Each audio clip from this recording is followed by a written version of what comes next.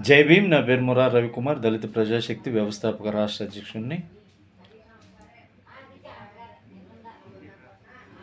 BC సోదరులకు ఒక మనవి. మాలలు దొబ్బు తిన్నారు అని మీ చేత కూడా మాలలను తిట్టిస్తూ ఉన్నాడు మందాకృష్ణ మాదిగ.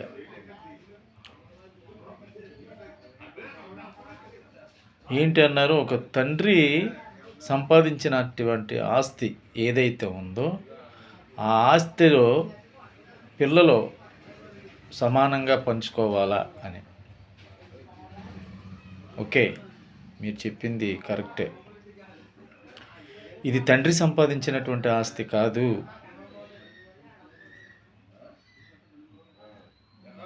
ఎన్నో అసమానతలు, అవమానాలు పొంది చివరికి పిల్లల్ని, భార్యని పోగొట్టుకుని తన కష్టపడి చదువుకుని రాజ్యాంగాన్ని రాసి అందులో మన కోసం రిజర్వేషన్ ప్రత్యేకించబడినట్టుగా పొందుపరిచి అటువంటి ఇది. మరి ఆ విధంగా పోతే ఆయన ఏ ఉద్దేశంతో ఈ రాజ్యాంగాన్ని రాశాడు? ఈ రాజ్యాంగంలో దళితులకు చెందినటువంటి రిజర్వేషన్ హక్కులను ఏ విధంగా రాశాడు? ఎంత పోరాటం చేసి రాశాడు? మరి మీరు గమనించాలా. నా దళితులు విడిపోకూడదనే ఉద్దేశంతోటే కదా 340, 341 ఆర్టికల్ని జత చేసి నా దళితులు విడిపోకుండా రాజ్యాధికార దిశగా పయనించాలనే ఉద్దేశంతో ఆయన కష్టపడి తిండి తిప్పలు మానేసి ఎన్నో అవమానాలు, అసమానతలు గురయ్యి మరి ఈ యొక్క రిజర్వేషన్లు రాజ్యాంగాన్ని మరి రాయడం జరిగింది. ఒక తండ్రి ఆస్తి సమానంగా పంచుకోవచ్చు. ఎప్పుడు మీరు కూడా ఆలోచించండి. మాదిగ సోదరులు ఎవరు, మా రేంజర్ల రాజేష్ తమ్ముడు, మరి ఆయన ఒక ప్రకటన చేశాడు. 75% రిజర్వేషన్లు మీరే పొందారని, మీ మాదిగలు. 25% మాలలకి అందిందని దాని మీద ఛాలెంజ్ చేశాడు మొనగాళ్ళలాగా. 30 లక్షలు ఇస్తాను నిరూపించగలిగితే అని గడువు ఇచ్చాడు. దానికి ఒక్కడ కూడా స్పందించలేదు. అంటే దొంగ నరిస్తే, దొంగ నరిస్తే ఇంకా పట్టించుకోరు. అయ్యో వాళ్ళకి అన్యాయం జరిగిపోతుందంటే, మాదిగలకి అన్యాయం జరిగిపోతుందని ప్రతి ఒక్క నా కొడుకు కూడా రోడ్డెక్కేస్తున్నాడు. అసలు తేల్చండి, లెక్కలు తేల్చండి అబ్బా. ఎవడెంత శాతం మరి రిజర్వేషన్లు పొందుతున్నాడో.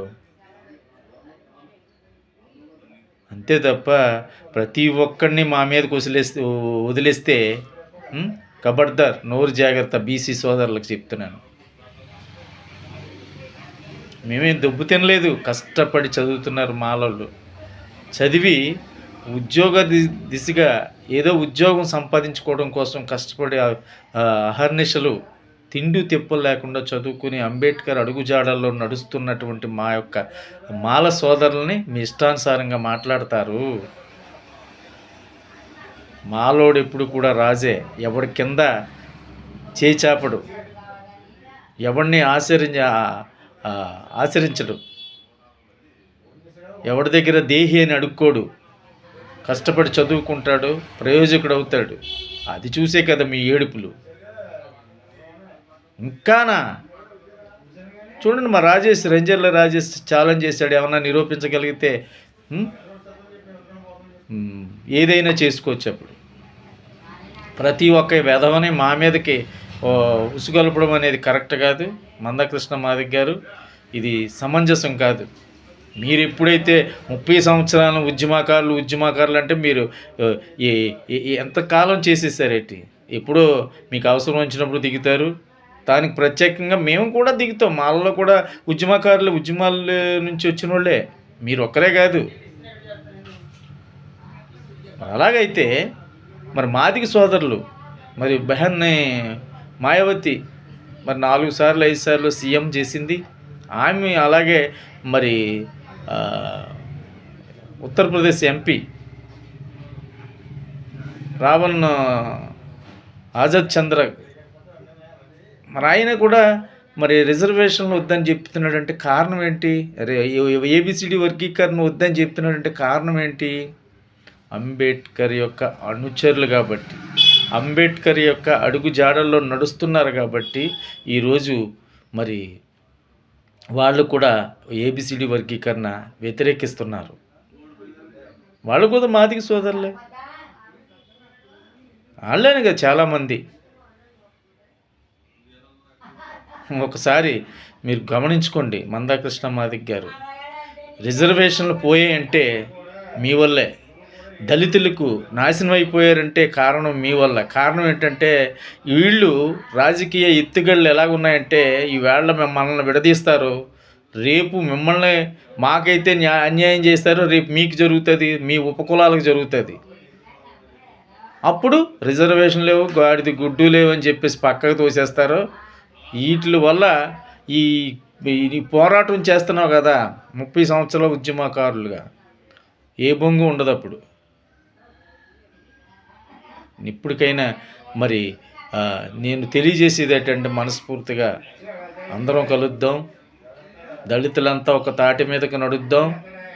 మెయిన్ కూడా ఒక తాటి మీదకి వచ్చారంటే మనకు రాజకీయ మనుగడ ఉండదనే ఉద్దేశంతో ఈరోజు ఈ రాజకీయ పార్టీలన్నీ కూడా మనల్ని విడదీయటకు చూస్తున్నాయి తప్ప వేరే విధంగా కాదు. కాబట్టి మీరు తెలుసుకుని ప్రతి ఒక్కసారి మీరు మాట్లాడండి, మనం దెబ్బలాడుకుందాం. మళ్ళీ మధ్యలో బీసీ సోదరులను ఎందుకు రప్పించుకోవడం, మాతోటి వాళ్ళకి సివట్లు తినిపించుకోవడం?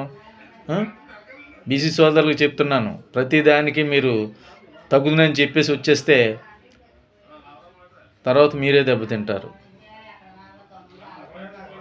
దయచేసి మాలల ఆగ్రహానికి గురవద్దని చెప్పేసి హెచ్చరిస్తూ ఉన్నాను. జై భీమ్, జై మాల.